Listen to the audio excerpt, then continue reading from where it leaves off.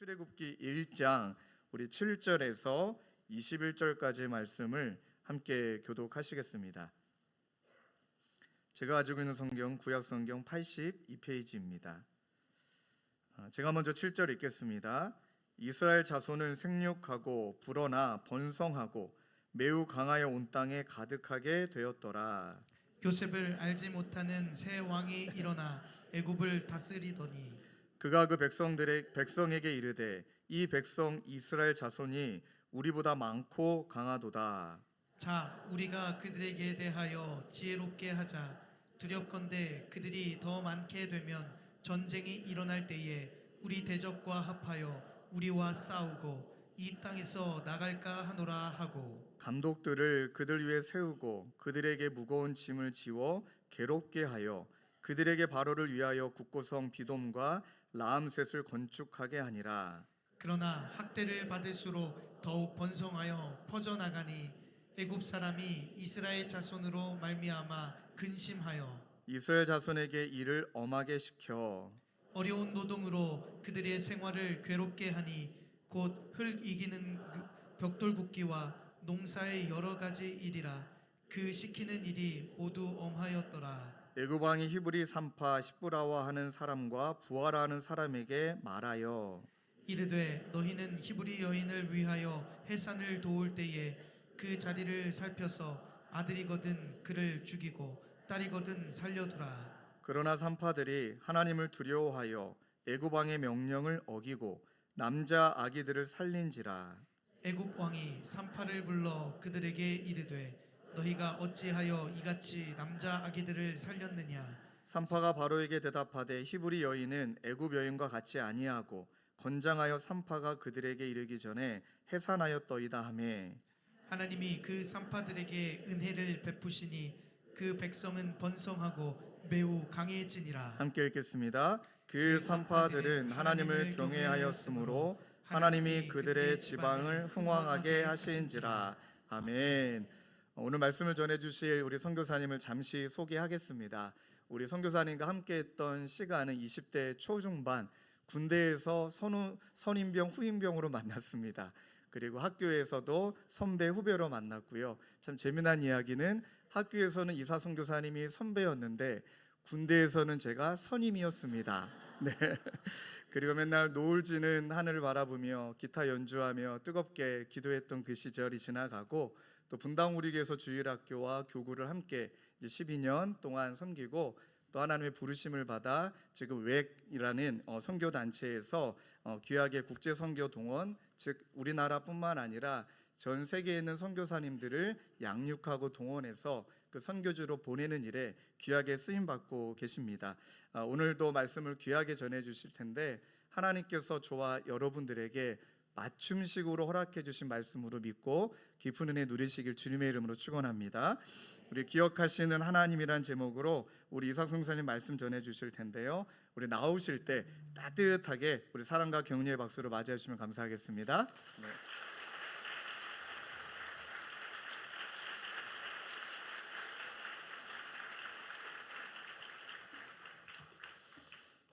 감사합니다. 이 말씀을 먼저 드려야 될 것 같아요. 이렇게 여기까지 선교할 수 있었던 거는 참 많은 분들의 기도와 섬김을 통해서 여기까지 올 수 있었습니다. 그리고 우리 주님의 교회가 또 그런 교회 저랑 함께 동역해줬던 교회라서 다시 한번 감사의 마음을 전합니다. 예, 감사합니다.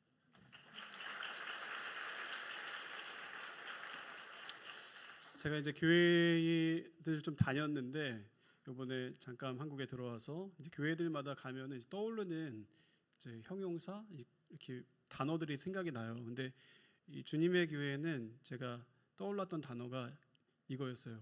귀여운 이거였어요.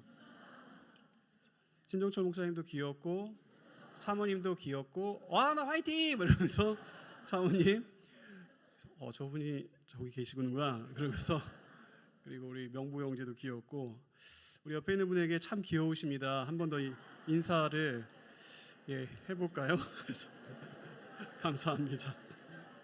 그러니까 우리 주님 안에서 하나님 앞에서 우리가 참 귀엽습니다. 기억하시는 하나님이란 말씀 제목으로 말씀 전하겠습니다. 저는 분당 우리 교회 초기에 이제 사역자로 이제 주일학교 사역자로 갔습니다. 그때 이제 담임 목사님이 주일학교 사역자를 뽑았을 때인데 지금도 이제 참 잊을 수 없었던 그 시간이었죠. 왜냐하면 이제 제가 처음 갔을 때 이 교회 특세 때였는데 교회 앞에 길게 늘어서 있는 차량과 뭐 전국에서 와서 그 작은 공간에서 뜨겁게 찬양했던 그 장면을 잊을 수가 없고요. 저에게는 참 영광스러운 시간이었고 잊을 수 없는 추억이었습니다.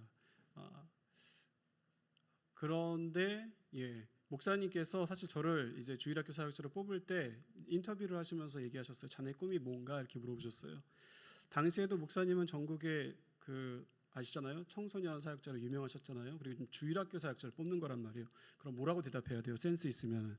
뭐 센스의 개념 그렇게 얘기를 하기보다는 하여튼간에 저는 이제 선교사입니다 이렇게 말씀을 드렸어요. 그러니까 목사님께 죄송한 마음이 있었어요. 근데 목사님이 괜찮다라고 말씀하시면서 그런데 한 가지 부탁을 하자. 너 꿈은 그건데 지금 이 자리에 너한테 주일학교 아이들이 맡겨졌다. 그러면은 너는 이 일 하다 죽을 사람처럼 해달라. 그래서 제가 12년을 사역하고 죽을 뻔했습니다. 그 12년째 이제 제 안에 열정이 없는 걸 발견한 거예요. 하나님에 대한 열정이 없는 걸 발견해서 하나님께 죄송하고 목사님께 죄송해서 목사님을 찾아뵀어요.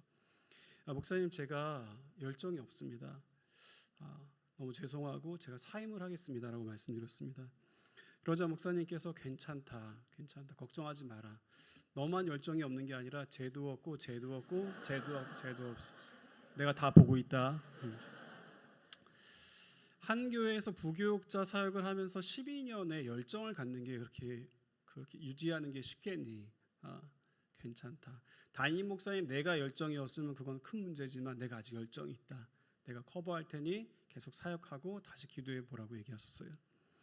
제가 기도하러 가서 알게 됐어요. 제 안에 어떤 한 소원이 있었다는 걸 알게 됐어요. 인생의 반을 지났다고 생각해서 그때쯤에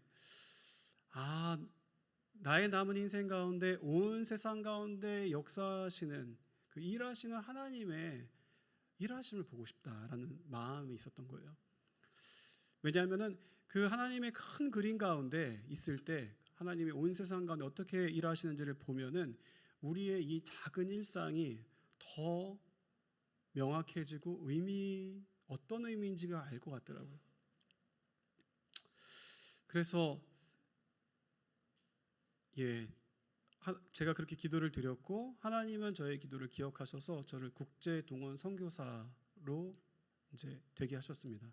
인도하셨고 그 국제 동원 선교사 방금 얘기해 주셨지만 이제 여러 나라를 다니면서 선교사를 훈련시켜서 보내기도 하고 교회들을 하나님의 선교에 동참시키기도 하고 그런 격려를 하기도 하는 건데 지난 7년의 시간을 돌아보니까 누군가 저에게 물어보면 제가 선교사가 된 지 이제 8년 차인데 누군가 저에게 물어보면 하나님은 당신에게 어떤 하나님이십니까? 라고 물어보면 하나님은 기억하시는 하나님이십니다. 저의 기도를 기억하셨고 저의 마음의 소원을 기억하셨습니다. 그래서 신실하게 응답하셨습니다. 우리 같이 한번 따라해 볼까요? 첫 번째인데요. 약속을 기억하시는 하나님. 여러분 이 오늘 함께 읽었던 본문의 말씀에 이게 기억이 나십니까? 이 출애굽기 1장 함께 읽었던 거의 많이 읽었는데요. 이 1장의 주제가 있어요. 그 주제가 무엇일까요? 이제 이렇게 물어보면은 그때부터 좀 힘들어집니다. 마음이 그냥 하시지. 근데 여기에 주제를 찾는 아주 쉬운 방법이 있어요. 제가 드리는 질문들은 사실 다 어려운 질문들이 아니에요. 여기에 자주 쓰인 동사가 있어요. 그 자주 쓰인 동사를 보면은 이 주제가 그거구나라는 걸 알 수 있어요. 우리 같이 한번 제가 읽겠습니다. 이스라엘 자손은 생육하고 불어나 번성하고 그 다음 말씀도 보여주시겠어요? 학대를 그냥 읽을까요? 같이 시작. 그러나 학대를 받을수록 더욱 번성하여 퍼져가니 애굽 사람이 이스라엘 자손으로 말미암아 근심하여 하나님이 그 산파들에게 은혜를 베푸시니 그 백성은 번성하고 매우 강해지니라. 이 짧은 본문의 말씀에 번성이라는 단어가 3번 쓰였다는 거죠. 여러분, 이 본문의 주제가 뭐라고요? 번성입니다. 창세기 50장에 야곱이 70의 가족을 이끌고 이집트로 들어갔어요. 그리고 이제 출애굽 이집트에서 나올 때, 그때의 학자들에 의하면 200만에서 250만의 민족을 이루었다고 얘기하고 있어요. 하나님께서 왜 이런 일을 허락하셨을까요? 왜 그랬죠? 한 사람과의 약속 때문이었죠. 누구죠? 아브라함이었죠. 우리 같이 한번 이 말씀도 읽어볼까요? 창세기 12장 2절 3절 말씀을 이어서 읽겠습니다. 시작. 내가 너로 큰 민족을 이루고 내게 복을 주어 내 이름을 창대하게 하리니 너는 복이 될지라. 너를 축복하는 자에게 내가 복을 내리고 너를 저주하는 자에게는 내가 저주하리니 땅의 모든 족속이 너로 말미암아 복을 얻을 것이라 하신지라. 아멘. 내가 너로 큰 민족을 이루고, 여러분, 이게 하나님의 약속이었다는 거예요. 근데 정작 생각해 보세요. 아브라함의 현실은 어땠습니까? 아브라함, 우리 많이 얘기 들었잖아요. 믿음의 조상. 그 동화 같은 얘기가 아니라 실존했던 한 인물이라는 거 아시잖아요. 이슬람도 지금 아브라함을 조상이라고 얘기하고 우리도 아브라함을 조상이라고 얘기해요. 믿음의 조상 아브라함, 옆에 계신 그분들처럼 한 사람의 이야기예요. 그런데 그가 하나님께로부터 약속을 받은 거예요. 내가 너로 큰 민족을 이루고, 그런데 정작 아브라함의 현실은 어땠어요? 99세까지 자녀가 없었어요. 약속의 자녀 사라를 통해서 난다 그랬는데 자녀를 안 주셨어요. 그리고 100세에 낳은 아들 이삭을 하나님께서 바치라고 하시잖아요. 여러분, 이게 사실 남 얘기라고 하지만 한번 생각해 보세요. 하나님께서 99세까지 자녀를 안 주신다. 오랫동안 기도했어요. 우리도 그런 기도 제목이 있지 않으신가요? 내가 오랫동안 기도했던 기도의 제목이 있어요. 5년이 되고 10년이 되고 20년이 됐는데, 그 이상이 됐는데 하나님이 응답하지 않으시는 것 같아요. 여러분, 아브라함의 마음이 어땠을까요? 여러분이 오랫동안 기도하시는 그 기도 제목은 무엇인가요? 근데 아직 이루어지지 않았을 때 여러분 마음 어떠세요? 하나님이 약속을 잊으셨나? 하나님이 얼마나 야속하고 속상하고 섭섭하고 그렇지 않았을까요? 그런데 여러분, 오늘 말씀에 무슨 일이 벌어지죠? 번성, 기하 급수적인 출산율의 증가. 이집트의 파라오가 이 출산율을 막고자 온갖 핍박과 방법을 동원해 갖고 나중에는 남자애들까지 죽이잖아요. 어떻게 해서든지 이걸 막으려고 한 거예요. 근데 결과가 무엇이었어요? 번성이었어요. 그 누구도 막을 수가 없어요. 여기서 우리가 알 수 있는 게 무엇입니까? 하나님은 약속을 잊으신다? 잊지 않으신다. 그리고 그분은 그분의 약속을 그분의 때에, 하나님의 타이밍에 반드시 분명히 명확하게 그 약속을 성취하십니다. 그리고 그 누구도 막을 수가 없어요. 하나님께서 왜 이를 허락하셨다고요? 아까 읽었던 말씀의 뒷절에 땅의 모든 족속이 너로 말미암아 복을 받을 것이다. 창세기 1장부터 11장까지는 서론이라고 얘기하죠. 아담이 죄를 범하고 자신이 하나님이 되고자, 그런 다음에 그 후손이 죄가 만연케 되면서 하나님께서 노아 때 홍수로 심판하시잖아요. 그러고 난 다음에 또 정신 못 차리고 또 그 후손이 바벨탑을 쌓잖아요. 그러니까 죄로 인해서 깨어진 이 세상이에요. 망가진 세상이에요. 그때 하나님이 11장 지나서 12장에 한 사람 부른 거예요. 아브라함. 하나님은 계획이 있었다는 거예요. 하나님은 세상을, 이 깨어지고 가슴 아픈 이 세상을 축복할 도구, 그 주님의 사람들이 필요했던 거예요. 내가 너로 큰 민족을 이루고 땅의 모든 족속이 너로 말미암아 복을 받으리라. 그 이스라엘을 통하여서 구약의 이야기는 열방이 주께 돌아오는 이야기였어요. 그렇게 되기를 원하셨어요. 이사야서에서도 그렇고 예언서에서. 그런데 결과가 무엇이었습니까? 실패했다는 거죠. 그래서 마태복음 1장 1절 말씀도 한번 읽어볼까요? 시작. 아브라함과 세 자손 예수 그리스도의 계보라. 아브라함과 다윗의 자손. 나는 그 약속을 잊지 않아. 그리고 이제는 예수 그리스도를 통과한 자들, 예수를 나의 구주로 삼고 예수를 나의 주님으로, 사실 주님이란 말이 너무 익숙해서 이렇게 바꾸고 싶어요. 나의 주인님으로, 내 인생의 주인님으로. 그래서 주님이 가라 하면 가고 주님이 멈춰서라 하면 멈춰서는 그 주님의 백성들, 영적 이스라엘, 육적 이스라엘 아니에요. 영적 이스라엘 하나님의 백성을 통하여서 이 세상을 축복하고 싶어 하신다. 사랑하는 여러분, 지금 이 시대의 영적 이스라엘이 누굽니까? 하나님의 백성이 누굽니까? 주님의 교회가 아니겠어요? 여러분과 저와 같은 그 주님의 교회가 아니겠어요? 하나님께서 요한복음 3장 16절에 외치셨어요. 하나님이 세상을 이처럼 사랑하사 독생자를 주셨으니 나는 이 세상을 사랑해. 나는 이 깨어지고 망가지고 쓰라리고 아파하는 이 세상을 축복할 거야. 나의 아들을 주기까지 이 세상을 사랑해. 나의 백성들을 통하여서, 나의 자녀들을 통하여서 이 깨어진 세상에 예수의 사랑과 예수의 복음과 예수의 은혜로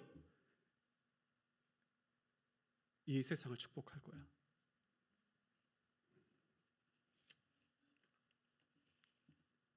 그분은 그 약속을 기억하셨고 역사 가운데 그 약속을 성취해 가고 계십니다.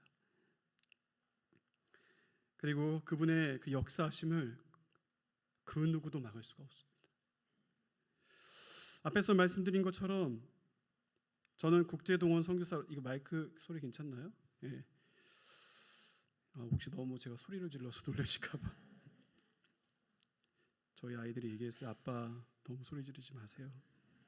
저기 뒤에 2명 앉아 있는데. 여러분, 국제동원 선교사로 작년 겨울에 이제 인도를 갔어요. 인도 지도 한번 보여주시겠어요? 여기 동북 인도, 이제 인도 노란 부분이 인도인데 그 동쪽에 북쪽에 있는 빨간색 부분도 인도예요. 동북 인도는 마치 오늘 말씀에 등장하는 이스라엘과 같습니다. 100여 년 전에 많은 선교사들이 복음을 전파해서 놀랍게 동북 인도는 인도인데 90% 이상이 크리스찬이에요. 그 다음 사진 보여주시겠어요? 제가 한 교회에 가서 뒤에서 찍은 사진입니다. 여러분 믿기세요? 이렇게 많은 크리스찬이 있어요. 그 숫자가 점점 늘어나는 것이 이 인도에 얼마나 정부의 부담일까요? 인도는 무슨 교회 나라예요? 힌두교의 나라예요. 그 전에도 핍박이 있었는데 특별히 작년에 큰 핍박이 있었어요. 다음 장면 보여주시면은, 그래서 340개가 넘는 400여 개가 되는 큰 교회들이 불탔어요. 그곳에 계신 선교사님을 얘기를 들었는데 본인도 눈으로 보고서 믿겨지지가 않았대요. 수년간 수십 년간 같이 이웃으로 살았어요.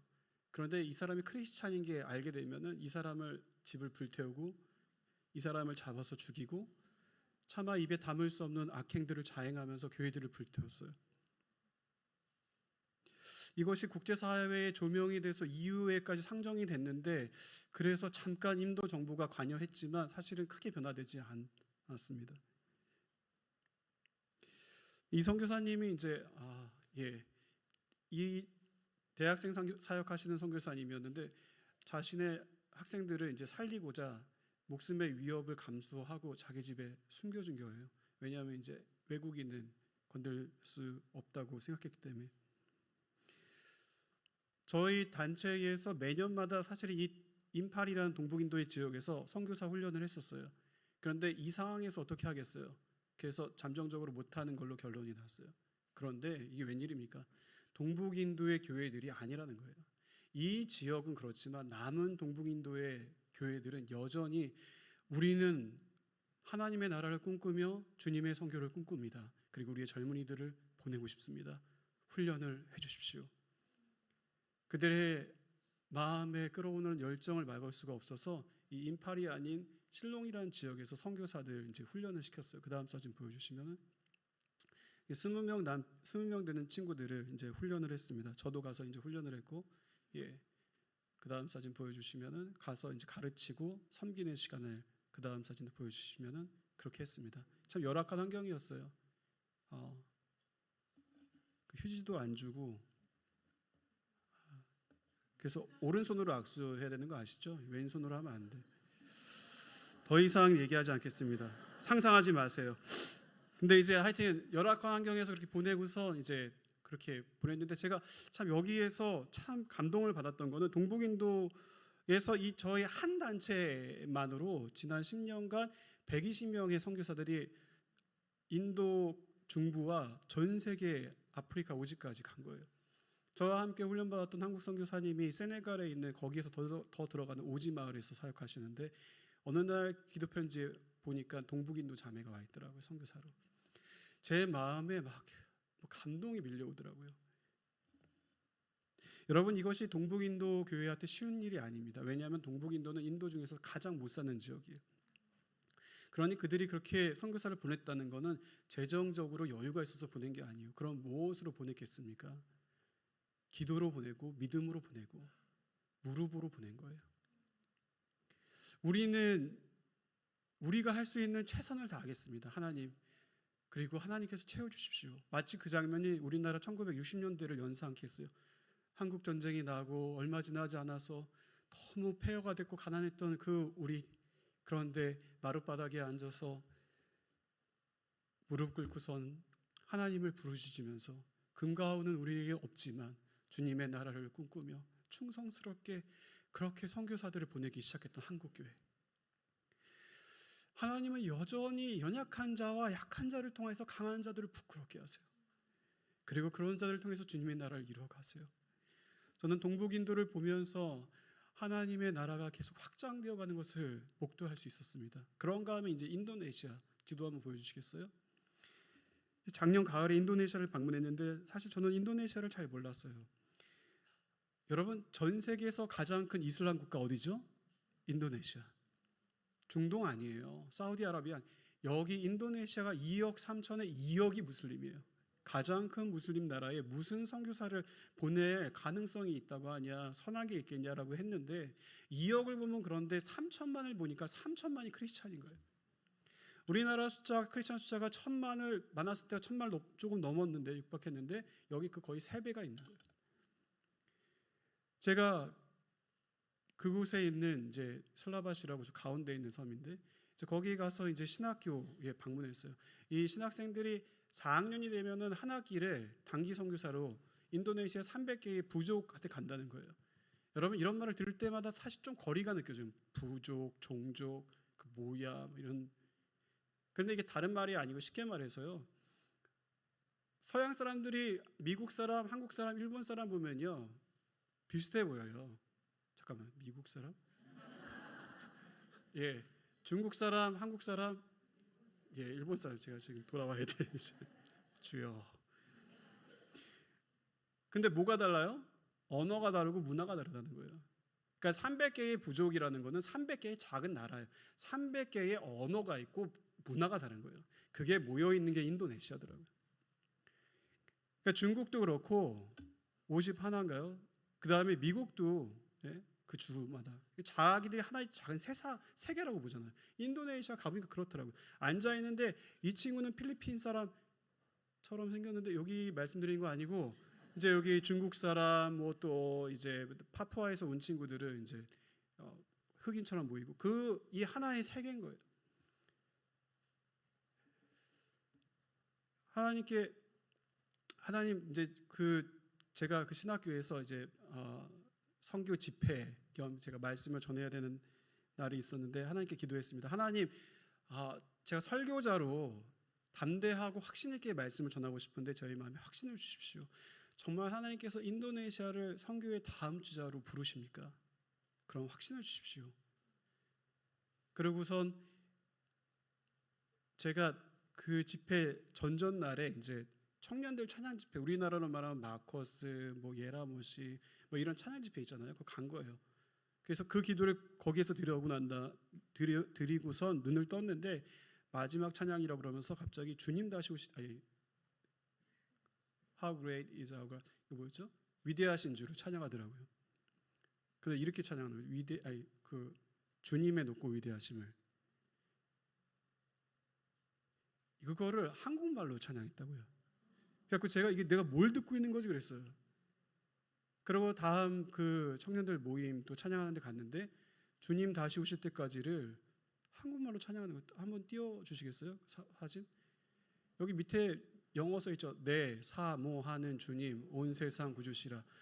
야, 한류가 강하다고 해줘 이렇게 강할 줄이야. 여러분 저는 그때 어떤 확신을 했어요. 아, 이게 사인이구나. 선교사는 타문화와 언어에 익숙해 이게 유연하고 수용력이 있어야 되는데 이들은 이미 그렇구나. 300개에. 그리고 작은 교회에도 헌금함이 앞에 이렇게 있는데 일반 헌금함과 이제 성경 헌금함이 따로 있어요. 어렵지만 그렇게 헌금을 하고 있더라고요. 하나님이 쓰시겠구나. 그래서 확신을 가지고 담대하게 말씀을 전할 수 있었어요. 그 다음 사진 보여주시겠어요? 예. 한 700명 정도 모여있는 신학교였는데 그 다음 사진을 보여주시고, 예, 됐습니다. 사실 이 신학교를 둘러싸고 있는 것은 여전히 교회가 아니에요. 제가 이렇게 거기를 보니까요, 숙소에서 보니까 다 모스크예요, 모스크. 그러니까 무슬림의 핍박과 박해가 여전히 있음에도 불구하고 하나님의 나라가 그렇게 성장해 가는 거예요. 여러분, 제가 계속 그 찬양의 가사가 머릿속에 맴돌았어요. 주님 다시 오실 때까지. 그렇지, 주님은 다시 오신다고 약속하셨지. 하나님은 시건치 않으시지. 하나님은 시건치 않으시지.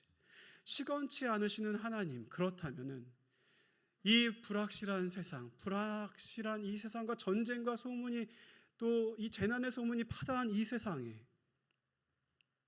여전히 주님은 웨이메이커 길을 만드시는 주라는 찬양의 가사처럼 그 뒷부분에 이렇게 써 있어요.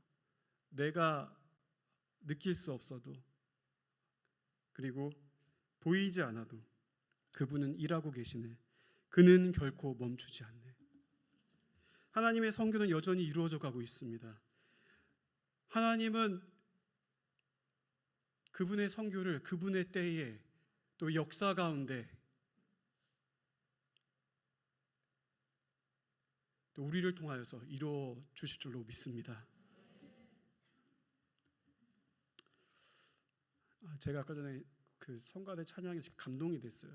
교회를 사용해 감동이 좀 덜 돼야 되는데 자꾸 감동이 돼서 그 다음 거 해야 됩니다. 이제 자, 두 번째입니다. 한 개인을 기억하시는 하나님. 따라해 볼까요? 시작. 한 개인을 15절 말씀 읽겠습니다. 시작. 15절 말씀 보여주시면은 애고방이 히브리 산파 시프라라 하는 사람과 부하라 하는 사람에게 말하여. 여러분 이 짧은 한 구절에 대조가 있어요. 뭐가 대조예요? 애고방의 이름이 있어요, 없어요? 없어요. 근데 히브리 산파 시프라와 부하가 있어요. 여러분 이것이 단편적으로 어떤 메시지를 던지는 걸까요? 하나님이 기억하신다는 거예요. 어떤 사람을 기억하시냐? 말씀을 보니까 하나님을 그 다음 말씀 보여주시겠어요? 예, 그다음 예, 산파들이 하나님을 두려워하여. 그리고 21절 마지막 말씀에 보면 하나님을 경외하였으므로. 그러니까 두려워한 사람, 하나님을 경외하는 사람을 기억하신다는 거죠. 여러분 하나님을 두려워하고 경외하고 좀 덥지 않으세요? 저만 덥나요? 그 좀 틀어주셔도 될 것 같은데. 예. 예, 감사합니다. 좀 소리가 좀 나도 너무 나면 중간에 끌게요. 예. 하여튼 별걸 다 챙겨내. 할 때는 이렇게 생각하시는. 근데 이제 하나님께서 그런 사람을 기억하신다는 거예요. 예. 하나님을 두려워하고 경외하는 자. 제가 이 어린아이들한테 이거를 어떻게 설명해 줄 수 있을까? 이 멋진 말인데 하나님을 경외한다, 두려워한다.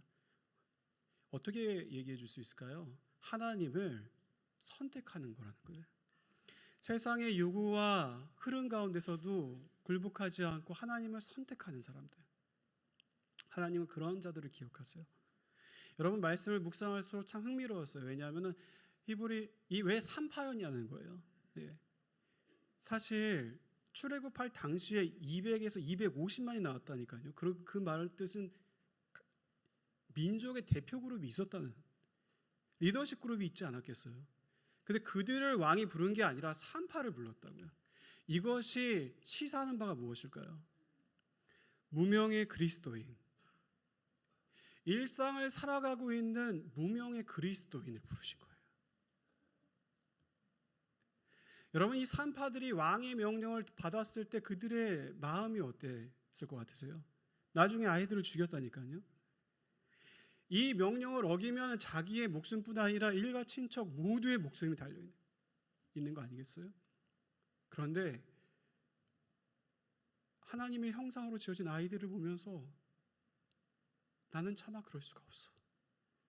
아이들을 살린 거예요. 선택한 거죠. 얼마나 두려웠겠어요. 하나님, 왜 저에게 이런 고난을 주십니까?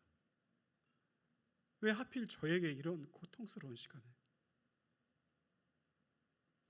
그럼에도 불구하고 하나님을 선택했고 하나님은 그들을 기억하셨고, 출애굽기 1장 20절 말씀을 보니까 하나님께서 그 산파들을 기억하였으므로 은혜를 베푸셨다고 나와 있어요.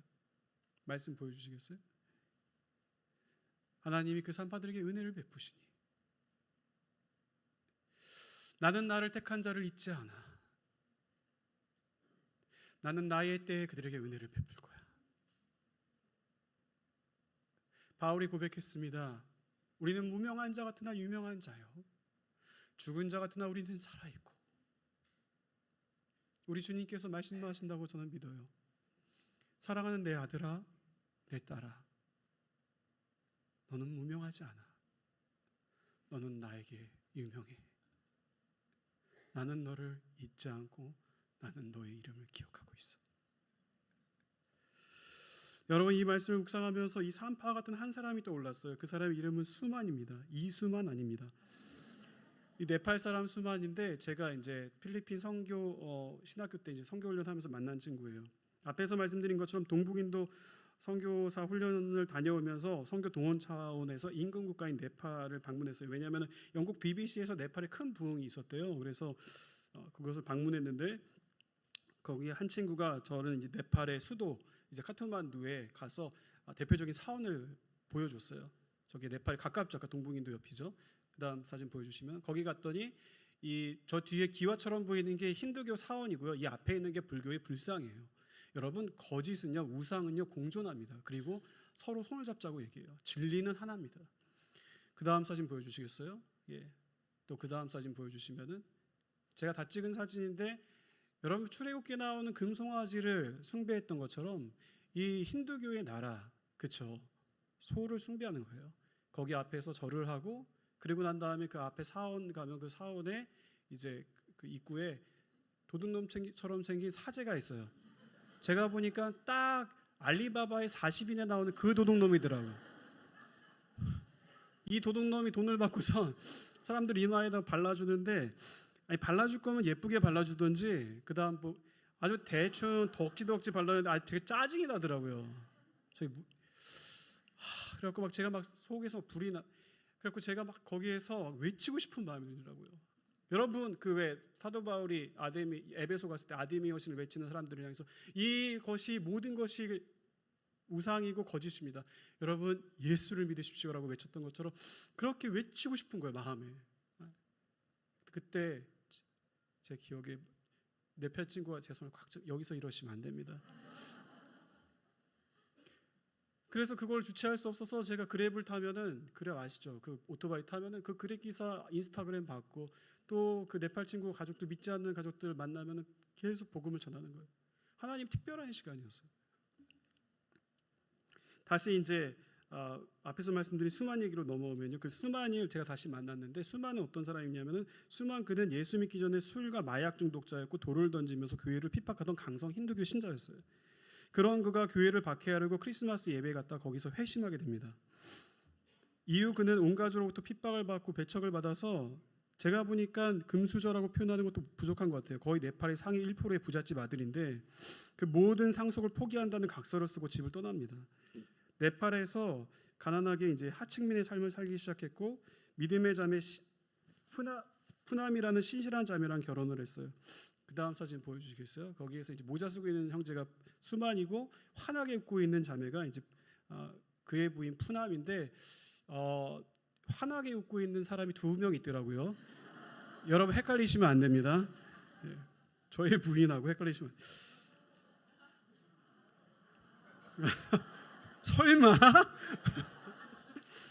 예, 앉아 있는 사람이 저희 부인이고요. 그다음에 이제 교회 그래서 이 자매와 결혼하고 시골 지역에서 교회를 개척한 다음에 목회자 과정으로 필리핀 신학교에 오게 됐어요. 그리고 필리핀에서 딸 하빌라를 낳습니다. 제가 필리핀에서 만난 수많은 남루하고 초라하게 그지없어 보이는 친구였는데 이거 잠깐 멈춰 주시면은 이 딸 제가 사실 그 필리핀에 거기 산골인데요. 거기서도 산 하나를 더 올라가야 되는 신학교인데 하여튼 이게 고산증가 해갖고 제가 감기를 달고 살았어요. 이 하빌라가 폐렴이 온 거예요. 폐렴이 아기가. 그러니까 이제 숨을 꼴떡꼴떡 하지 않겠어요. 그러니까 이 두 부부가 어쩔 줄 몰라 하는 거예요. 저희 아내랑 저희가 이제 이 하빌라를 필리핀 병원에다가 이제 응급실에다가 데려가고 링겔을 맞고 하니까 그제서야 좀 안도의 한숨을 쉬더라고요. 그 다음에도 얼마 지나지 않아 다시 막 발을 동동동동 구르는 거예요. 왜 그랬겠어요? 이 치료비를 낼 돈이 없잖아요. 외국 사람이 보험도 없는데 외국에서 응급실에. 그때 하나님께 이제 기도했어요. 하나님, 제가 어디까지 도와야 될까요?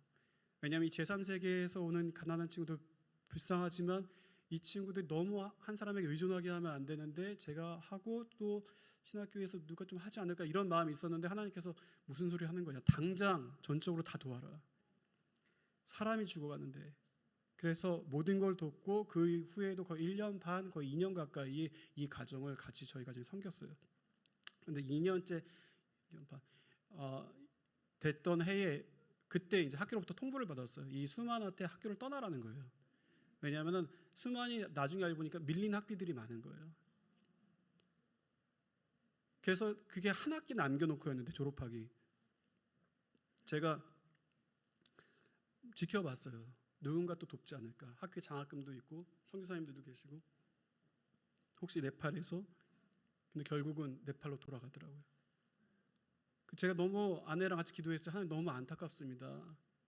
그때 한국의 한 교회가 연결이 돼서 이 친구의 밀렸던 학비를 다 갚고 빚을 다 갚고 이 친구를 돌아오게 했어요. 그걸 소개해서 반응이 굉장히 좋으신데 근데 이제 돌아오게 했는데 이게 비용이 많이 없으니까 이 친구가 비행기 티켓 한 장 하고 들어온 거예요. 이게 화근이었어요. 왜냐하면 마약 중독에 있었던 사람들은 부작용이 있어요. 그럼 정서적인 지원을 받아야 돼요. 근데 정서의 지지자가 이제 아내와 부인, 아니 부인과 딸, 그게 없지. 그래서 이제 하여튼 그게 정서적인 지지자였는데 없는 거예요. 그러니까 기숙사 방에서 자꾸 이렇게 사람이 꺼진다고 하나요? 그래서 제가 우울증 증세가 나타나고 하니까 이제 격려해서 어떻게 해서든 이 한 학기를 마치자. 그래서 거의 한 달인가 2달 남겨놓고서였어요. 거의 마쳤어요.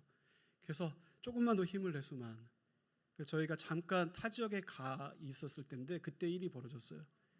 수만이 참지 못하고 필리핀에서 마약을 구할 수는 없고 술을 왕창 먹고 학교 5층 옥상 꼭대기에 올라가서 자살을 시도한 거예요.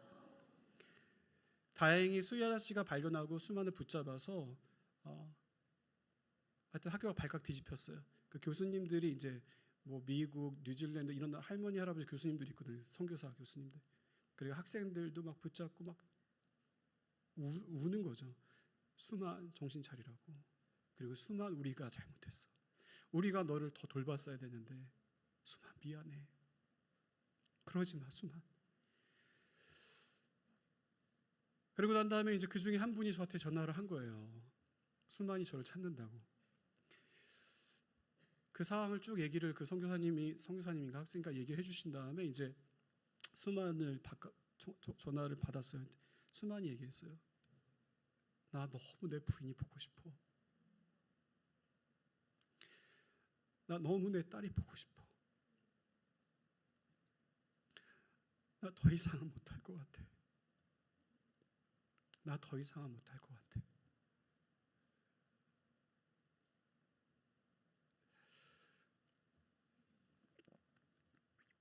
제가 수만 걱정하지 마. 괜찮아. 돌아가도 돼. 그 하기가 뭐 그렇게 중요하겠니? 너가 중요해. 너가 사는 게 중요해.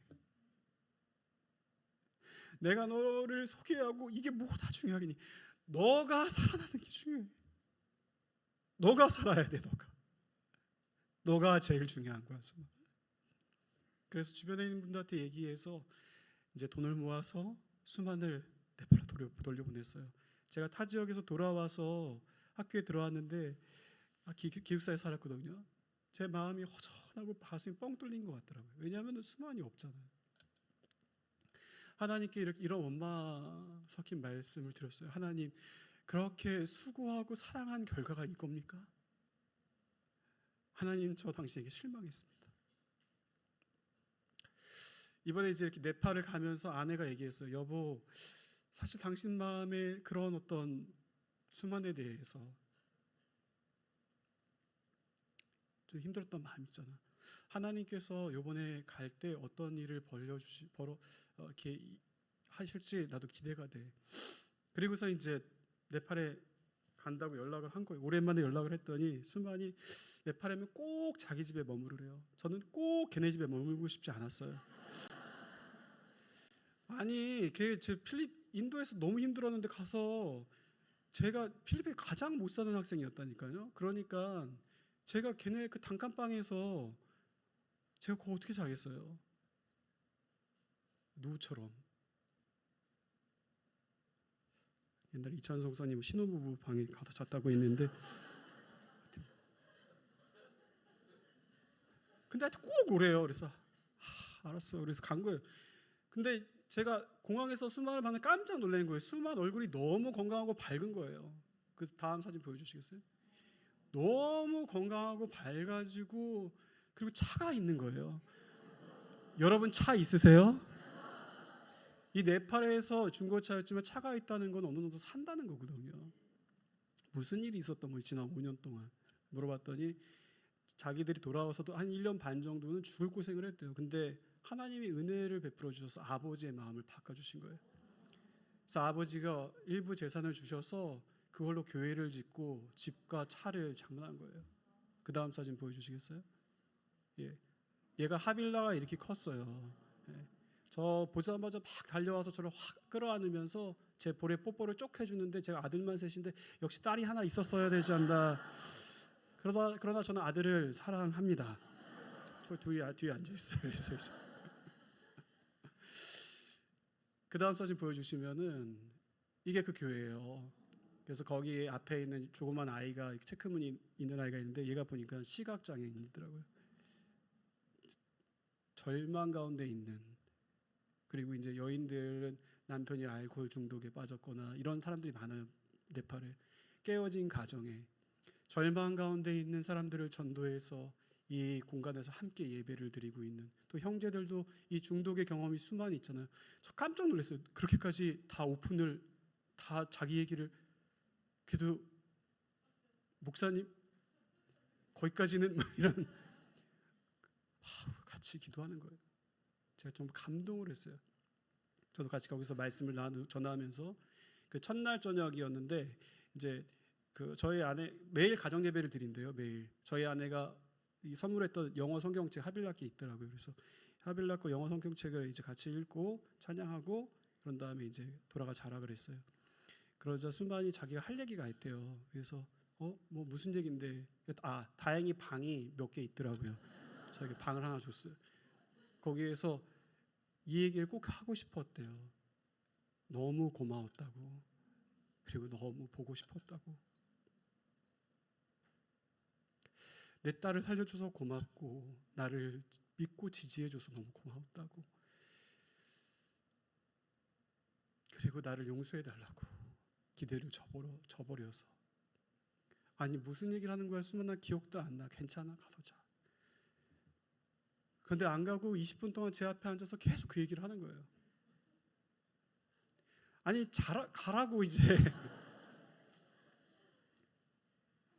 근데 수만이 간 다음 방 안에 이렇게 앉아 있는데 기분이 묘하더라고요. 그리고 제 안에 있었던 그 깊은 겨울의 얼음같이 그 냉랭했던 차가운 그 마음을 하나님이 그 시간에 녹여주시는 기분이 들었어요. 슬마한테 얘기했어요. 나 니네 아버지 만나고 싶어. 이틀 뒤에 연락이 왔어요. 아버지도 저를 보고 싶다고. 그래서 아버지를 만났고 아버지한테 얘기했어요. 어떻게 마음을 바꾸실 수 있었냐. 본인은 힌두교 신자지만 그래도 얘는 내 아들입니다. 가족들이 다 반대해도 얘는 내 아들입니다. 아버지, 제가 믿는 예수님, 그 하나님, 당신처럼 우리 하나님 아버지가 정말 좋은 아버지십니다. 제가 기도를 해드려도 되겠습니까? 해달래요. 손을 붙잡고 기도하니 막 우세요.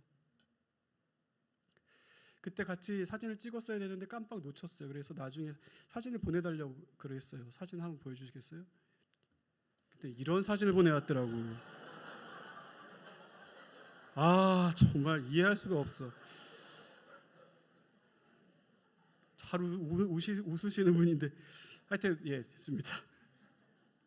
여러분, 수십 년 전에 한 여인이 갑자기 남편을 잃었어요. 자녀가 5이었는데 뭘 먹고 살아야 되나, 뭐 이 일 저 일 다 해본 거예요. 그러면서 어린 새끼들을 먹여 살려야 되는데 이 남편이 목사였기 때문에 교회에서 쫓겨났어요. 참 야박해요, 그런 거 보면은. 자녀들은 원망도 많이 했을 것 같은데, 근데 희한하게 이 여인은 원망을 안 하고 계속 하나님을 선택한 거예요. 그리고 고생을 정말 죽도록 하고 자기 당대에 너무 힘들었는데 5명 중에 막내가 목사가 된 거예요. 그래갖고 한국의 큰 교회를 이루어서 분당 우리 교회라고 29개로 해갖고 그 중에 한 교회가 그 은혜가 이 교회에도 지금 흘러가고 있는 거예요. 히브리 산파 십부라 부와 서정숙. 고 서정숙 사모님, 이찬수 목사님의 어머니는 하나님의 생명책에 그렇게 기록된 줄로 믿습니다.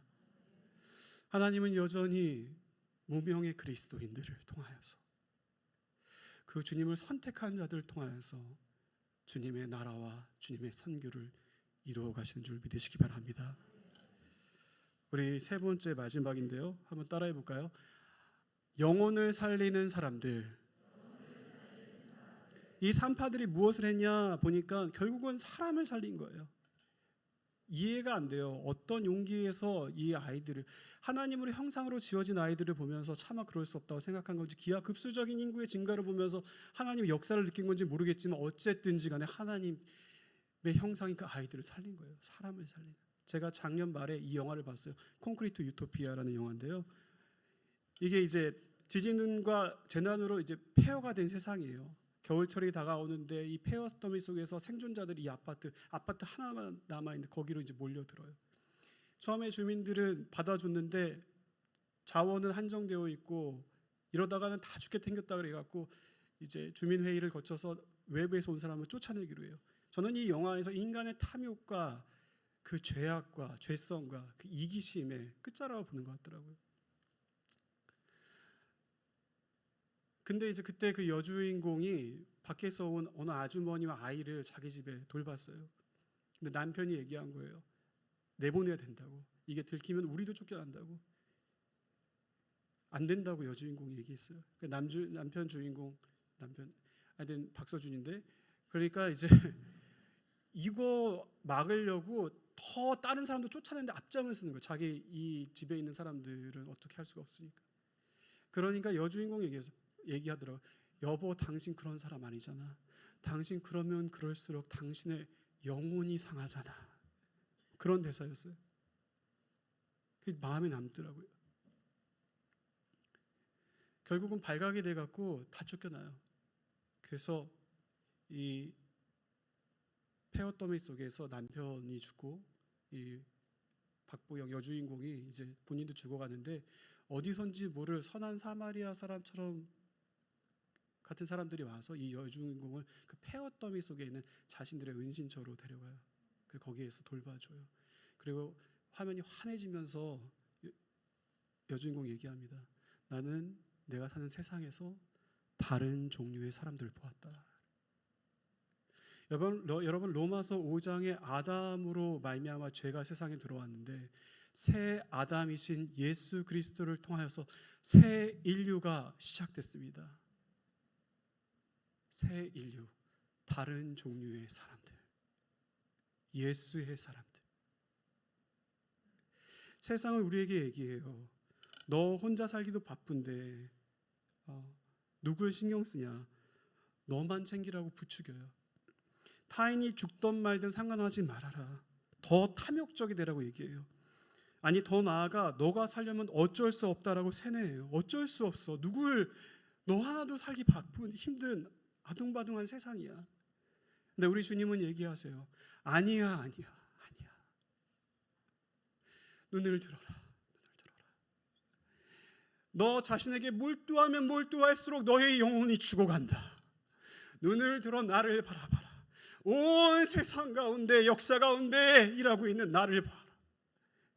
나의 선교를 바라봐라. 그리고 나의 형상으로 창조된 내가 가슴 아파하는 그 영혼들을 살려내라. 사랑하는 여러분, 선교가 무엇입니까? 그렇게 복잡한 게 아닙니다. 선교는 예수처럼 사는 거더라고요. 예수처럼 복음을 전하고 예수처럼 제자들을 길러내고 보내고 온 세상에, 그리고 예수님이 가셨을 때 38년 된 병자가 살아나고 간음죄로 죄책감 가운데 그렇게 있던 그 여인에게 자유를 선포하고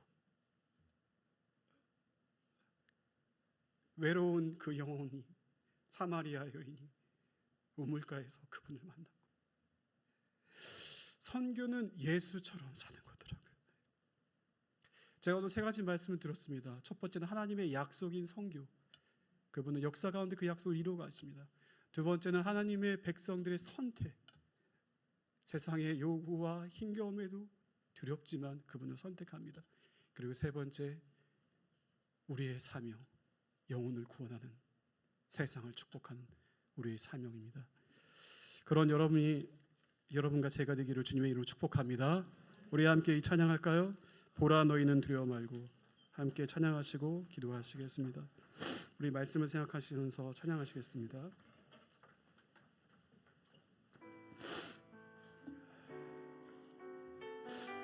보라 너희는 두려워 말고. 보라 주께서 말씀하십니다. 보라 너희를 인도한 나를. 보라 너희는 지치지 말고. 내 사랑하는 자녀들아, 보라 너희를 구원한 나를.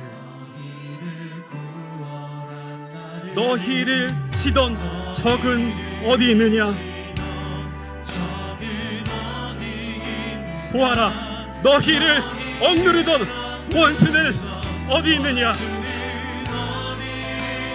눈을 들어 나의 백성들아, 보라 하나님의 구원을. 나의 자녀들아, 보라 하나님의 능력을. 너희를 위해 싸우시는 주의 손을 보라. 전심으로 찬양합니다. 보라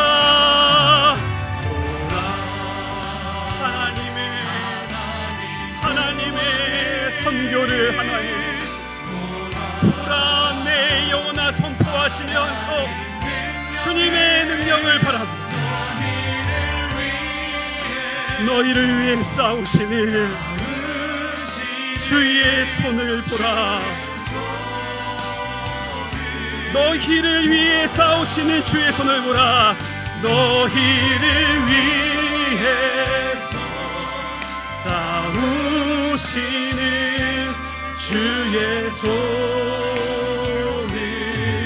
보라. 우리 함께 기도하시겠습니다. 주님, 눈을 들어 하나님의 선교를 바라보게 하여 주옵소서.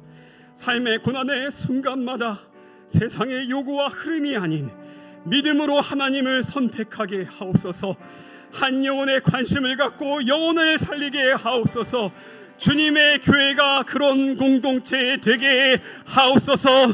다 함께 주여 한번 외치고 기도하십니다. 주여,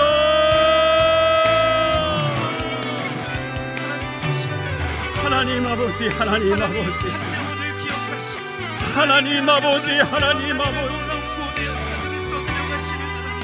그 신실하신 하나님, 약속을 이루신 하나님, 우리가 간절히 기억하며 오늘도 말씀 앞에 간절히 결단하며 엎드리는 심령들, 삶의 고난과 어려움과 오늘 우리를 향하여 하나님 말씀하고 계심을 믿습니다.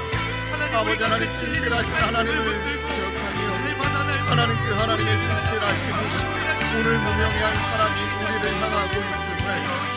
아버지 하나님, 우리를 통하여 영혼을 살리고 세우기를 원하고 계심을 하나님, 그 은혜가 하나님, 그 예수를 닮아가는 성도의 현장이 아버지 나의 가정이요, 하나님 부부의 관계요, 부모와 자녀의 관계요, 더 나아가 이웃이요, 더 나아가 우리와 함께하는 홀수요, 하나님 더 나아가 우리가 있게 하신 하나님 그곳에서 하나님의 나라를 이루한 것임을 고백합니다.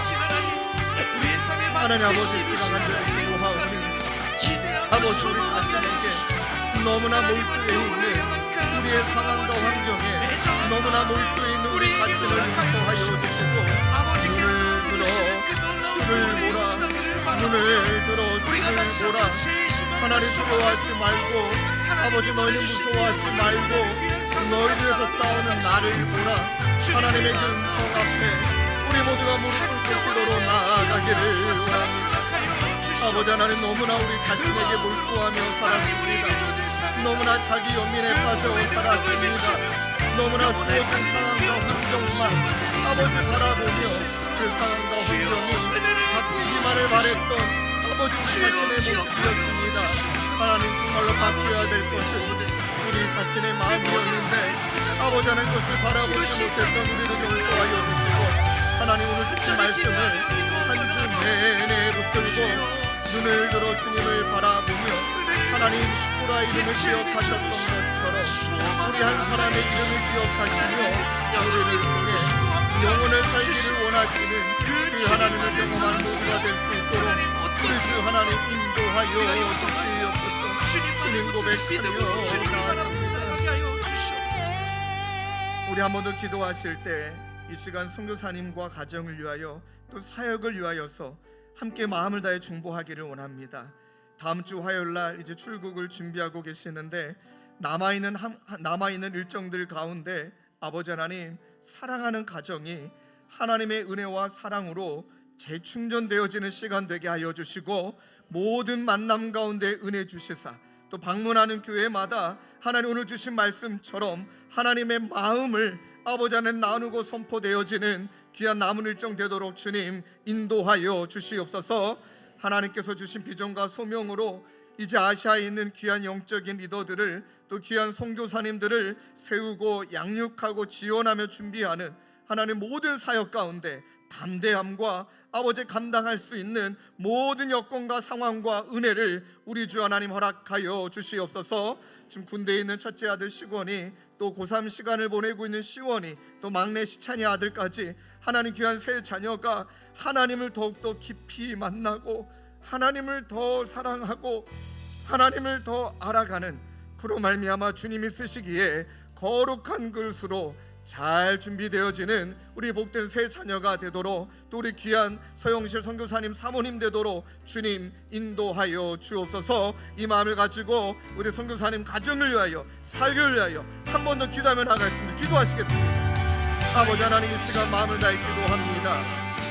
아버지 하나님, 오랜 기간 동역하며 아버지 하나님 함께 삶을 나누며 걸어왔던 우리 이삭 선교사님의 가정을 하나님 마음을 다해 축복하여 주시고, 하나님 소영실 사모님과 선교사님과 함께 하나님 선교지에서 하나님 주님의 사명을 감당할 때, 주님의 은혜를 감당할 때 아버지 하나님께 허락하여 주신 사명 앞에 아버지 하나님 감대함을 주시고 때마다 하나님이 베풀어 주시는 은혜를 주시고 하나님 책임져 주시는 아버지 그 사랑을 누리게 하여 주시옵소서. 또 말미암아 우리 사랑하는 시원이 하나님 사랑하는 시원이 사랑하는 시찬이 이 세 아들을 통해 아버지 하나님 부모로 걸어갔던 모든 믿음의 발걸음에 아버지 하나님 그 은혜의 발걸음 그 사랑의 발걸음 아버지 흘러가게 도와주시옵소서. 그 은혜와 사랑과 능력과 감사의 힘으로 하나님 믿음으로 가나면 우리 귀한 선교사님 가정이 되도록 우리 주 하나님 인도하여 주시옵소서. 하나님 선교지 가운데 은혜 베풀어 주시옵소서. 아버지 하나님 우리 사랑하는 공교도원 사역하는 모든 사역들 만남의 축복을 하나님의 도우심을 하나님의 능력을 하나님의 사랑을 우리하여 세계 열방 곳곳에 하나님의 사람을 보내고 하나님의 사람을 세우는데 우리 귀한 가정을 아버지 하나님 받을 수 있도록 우리 주 하나님 인도하여 주시옵소서. 우리를 위하여 싸우시는 하나님의 은혜를 풀고 살아가는 하나님 주의 모두가 되도록 우리 주 하나님 인도하여 주옵소서. 우리 계속 기도하시고 찬양으로 선포하며 나갑시다. 오라 하나님의 오라 하나님 구원을 오라 하나님의 능력을 아멘. 너희를 위해서 싸우시니 아멘.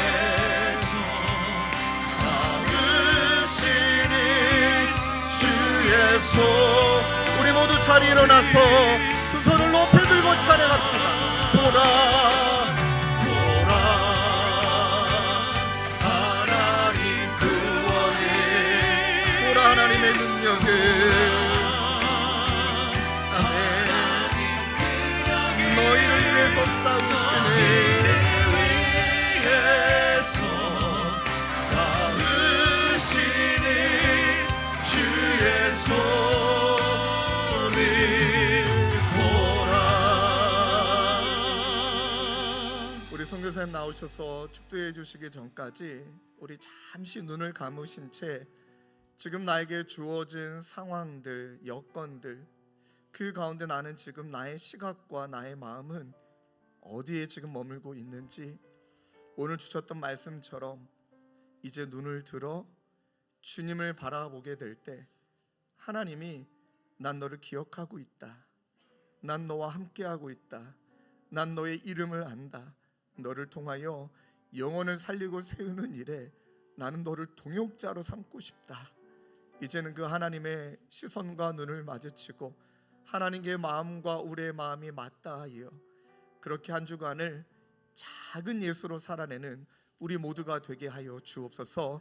우리 그 마음으로 우리 축도해 주시기 전까지 잠시 묵상하며 기도의 자리로 나아가겠습니다.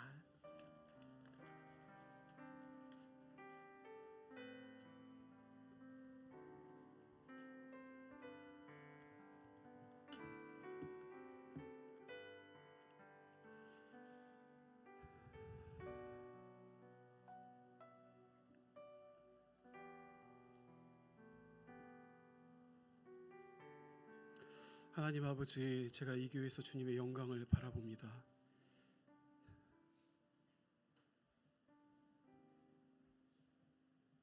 하나님의 특별한 사명이 이 교회에 있는 줄로 믿습니다. 아버지, 지경을 넓혀주시고 악으로부터 보호하여 주시고 복의 복을 더하여 주시옵소서. 주님의 요긴한 도구로 이 주님의 교회가 사용될 줄로 확신합니다. 하나님, 제가 선교사에게 이러한 말씀을 전했지만 하나님 삶의 현장에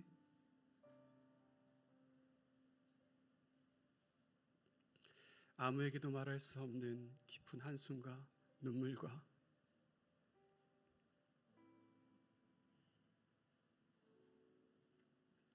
그렇게 살아가고 있는 주님의 자녀들이 여기 있습니다. 너는 무명하지 않아. 너는 초라하지 않아. 너는 나에게 유명해. 내 사랑하는 아들아, 내 사랑하는 딸아, 내가 너를 기억한다. 그리고 나의 때에 나는 너에게 은혜를 베풀 거야.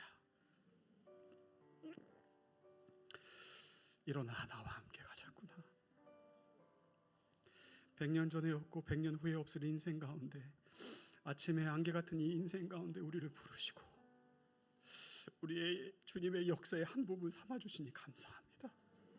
겸손하게 주님과 함께 동행하며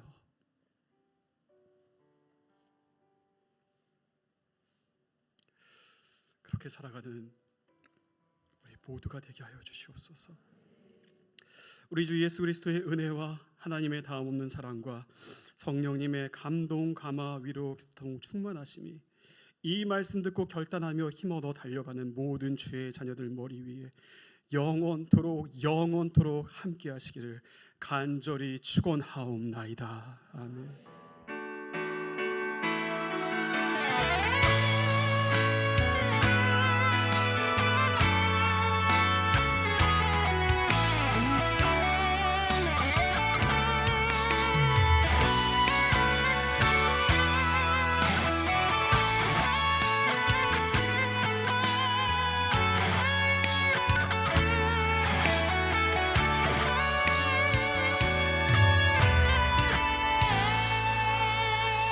모든 예배를 마쳤습니다. 한 주도 주님과 동행하며 믿음으로 승리하시길 소망합니다.